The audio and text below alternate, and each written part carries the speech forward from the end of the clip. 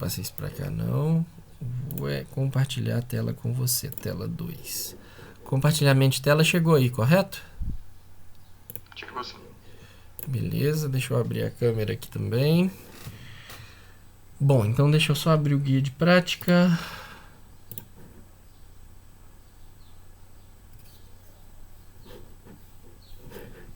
Isso. Ô Lucas, o que nós vamos continuar fazendo? Nós vamos continuar fazendo modelagem. Porém, o modelo que nós vamos trabalhar hoje, ele é um modelo subamortecido. Então, quando a gente fizer a função de transferência e fizer a análise dos polos da função de transferência, né? O que nós vamos observar? Nós vamos observar que esses polos, que são as raízes ali do polinômio característico da função de transferência, eles agora vão ter parte complexa, tá? Então, agora a gente sai do real e entra realmente no plano complexo. E tudo que nós vamos avaliar, nós vamos estar avaliando dentro do plano complexo. Para isso, eu mudei o seu sistema. Por quê? O sistema de tanques acoplados, ele é um sistema super amortecido. Tá? Então, ele não nos dá essa característica que nós observamos nesse gráfico da figura 1, que é essa oscilação antes do sistema entrar em estabilização. Ok? Então, para a gente extrair esses dados, para a gente poder ver, nós vamos estudar esse sisteminha aqui, ó. O sisteminha em que a gente tem uma placa, essa placa está presa a um eixo, tá? Tem um cooler, esse cooler produz um fluxo de ar, e esse fluxo de ar, à medida que você controla, né, que você regula ali a velocidade do cooler, a velocidade de rotação do cooler, você muda a quantidade, essa vazão de fluxo de ar aqui, e consequentemente você consegue controlar a posição angular, né, esse tetra aqui, que é a posição angular da placa. Só que esse sistema, ele é muito parecido com a dinâmica do pêndulo invertido, então isso faz com que ele tenha polos complexos, tá? Ele tem características ali de polos complexos. É basicamente isso daí o que nós temos. Bom, não sei em teoria o quanto que até onde o Luiz está. Você sabe me informar onde o Luiz está? Não sei não. Não, na disciplina? Não, eu tô terminando de assistir as aulas. Faltam umas 3 ainda. Tá, eu espero, tá, por tudo que ele já tinha programado, que ele já tenha passado por esses conceitos. Ou, às vezes, você já até viu isso em conceitos, como eu vou dizer, nas aulas que você já assistiu. Que é basicamente esses termos aqui. Você já leu ou já assistiu o vídeo em que ele fala de tempo de subida, o instante de pico, o máximo sobre sinal. Esses conceitos para você já pôde vê-lo em alguma aula das que você assistiu? Não, ainda não. Tá. Isso daqui, ele tá no... Só pra te sintonizar, deixa eu pegar o livro aqui, que eu te falo onde que isso tá certinho no livro. Eu gosto muito do livro do Dorff, tá? No livro do Dorff, isso daí está no capítulo...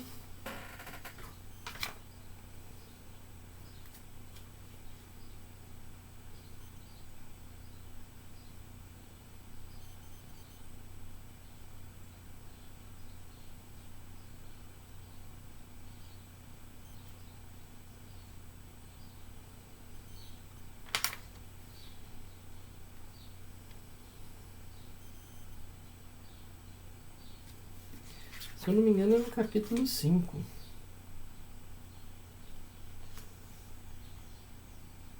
Só um minutinho, deixa eu ir lá no capítulo 5, página 202.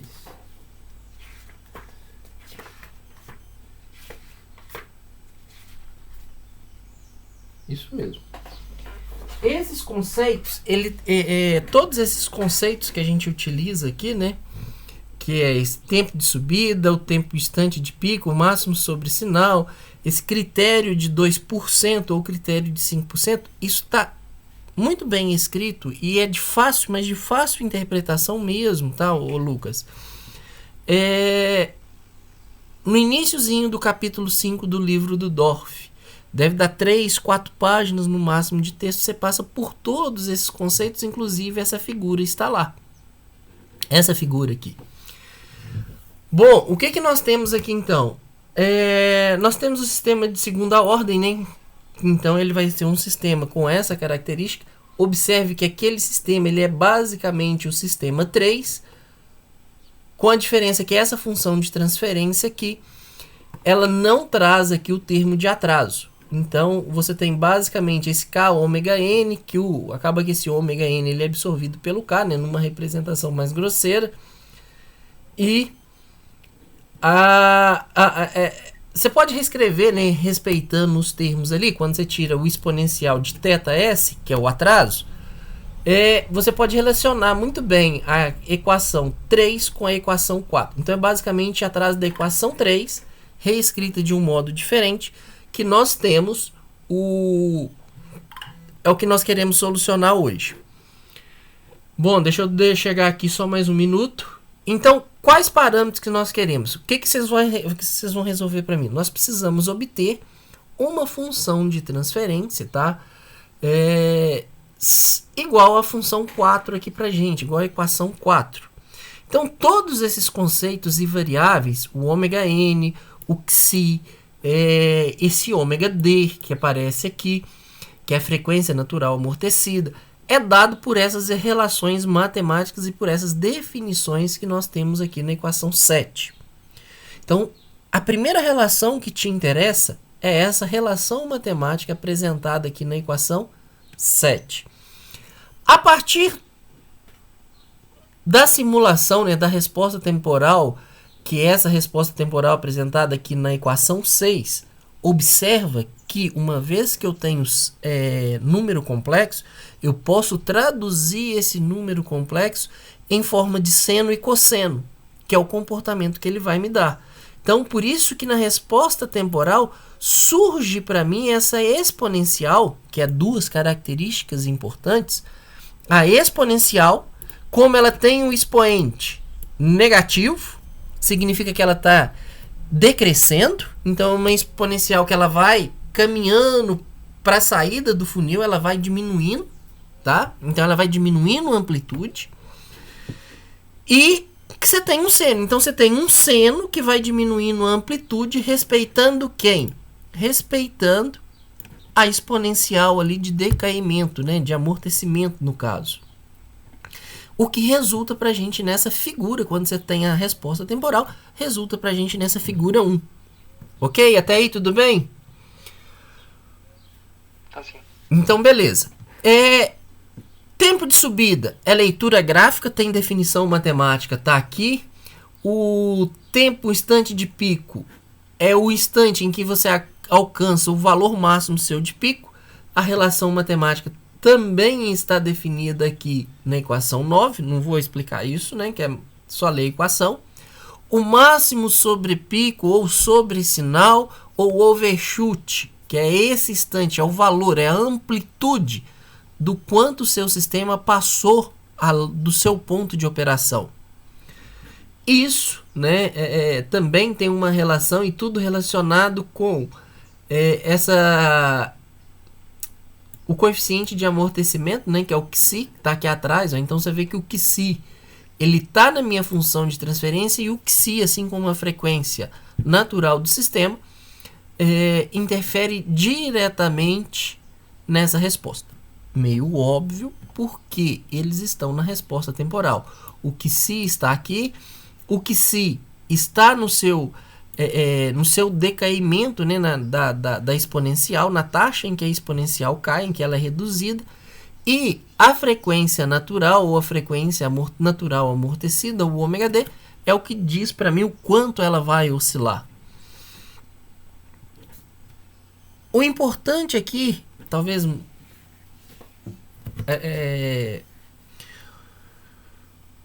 vamos dizer que você tem que tomar cuidado, que o gráfico não é tão direto, é com os critérios de 2% e de 5%. O que é o critério de 2% e 5%? Critério de 5%, se o meu ponto de operação aqui é 1, porque isso está normalizado, o que acontece? A gente tem mais ou menos 5. O que é? O sistema ele oscila. Ou seja, se ele está entre 0,95 e se ele está entre 1,05 e não sai mais dessa faixa, porque é mais ou menos 0,5, você então diz que o seu sistema entrou em regime permanente. Esse é o critério. Ou seja, mesmo você sabendo que ele ainda tem uma oscilação, que ele está ali entre 0,95 e 1,05, você já considera que seu sistema alcançou o ponto de regime permanente. Então, ele já alcançou para você o regime permanente, a condição de regime permanente. Se você quer ser mais rigoroso, você pode alterar esse parâmetro para 2%. Ou seja, ele pode variar agora e ficar restrito à faixa de 0,98 e 1,02. Se ele oscila e não sai mais dessa faixa, você pode dizer que o seu sistema está em regime permanente. Ok?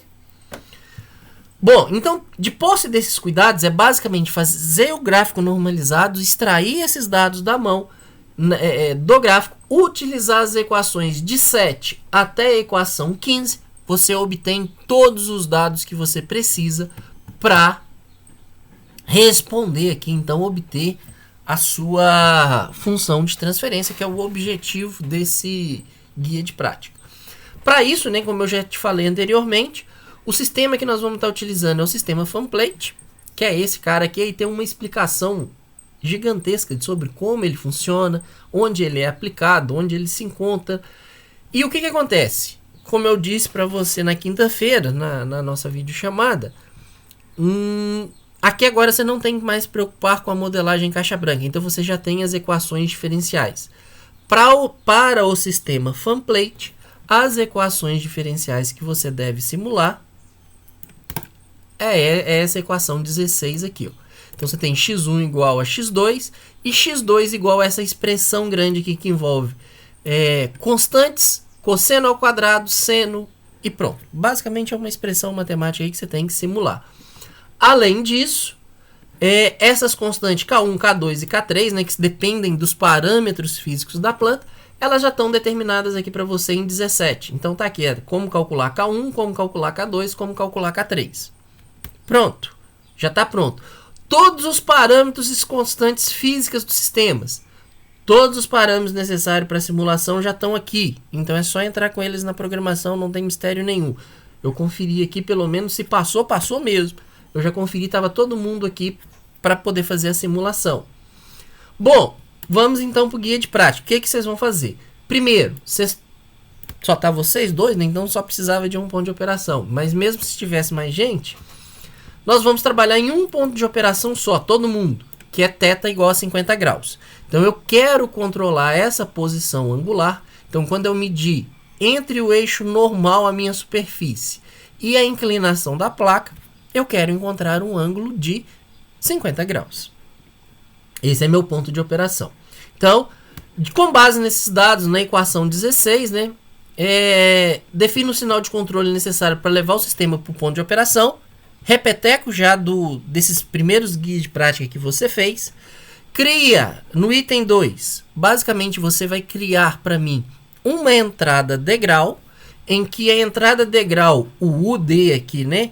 Ele é o U do ponto de operação que você calculou na questão número 1, mais uma variação de 20%. Então você está dando um degrau de 20% no seu sistema, tá? Em torno do ponto de operação. Apresente a resposta temporal do item 2. Então é simplesmente mostrar o gráfico, que basicamente você vai chegar num gráfico.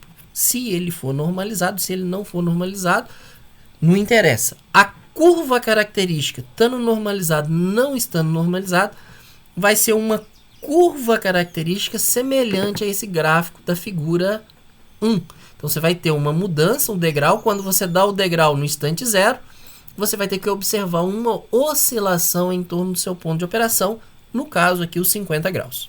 Ok? Bom, vamos lá então. Então a questão 1, 2 e 3 é repeteco dos primeiros guias de prática. Não tem nada de novo. O item número 4, tá? Eu falo sobre as curvas envoltórias. A curva envoltória é basicamente você plotar a curva superior e a curva inferior que envolve essa oscilação. Então ela é uma curva relacionada com a exponencial, com essa exponencial máxima que nós temos aqui, ó. Então ela é algo que você vai fazer, que quando, se você traça isso daqui, você vai ver que você tem uma exponencial que começa aqui no instante zero. Eu não consigo desenhar aqui no PDF, mas ela seria uma curva com um decaimento exponencial que, vamos dizer assim, ela envelopa essa resposta do sistema, ou seja, a resposta do seu sistema ela nunca irá sair desse envelope, tá? Então ela é vamos dizer, a sua fronteira, a região máxima a qual pode acontecer a oscilação. Então ela faz essa limitação. Aí a formulazinha para cálculo, né, dessas curvas envoltórias, eu estou pedindo que vocês olhem para mim lá no livro do Ogata, ok? Tá na referência bibliográfica aí, qual que é esse livro. Bom, então aí agora vamos começar a fazer a análise do gráfico. Então a partir da análise gráfica, né, da curva de resposta, identifique os parâmetros de transitório do sistema, que é basicamente esses dados que nós temos definidos aqui, tanto no gráfico quanto essas constantes relacionadas entre a equação 7 e a equação 15, que é a frequência natural amortecida, a constante de tempo do sistema, quem mais?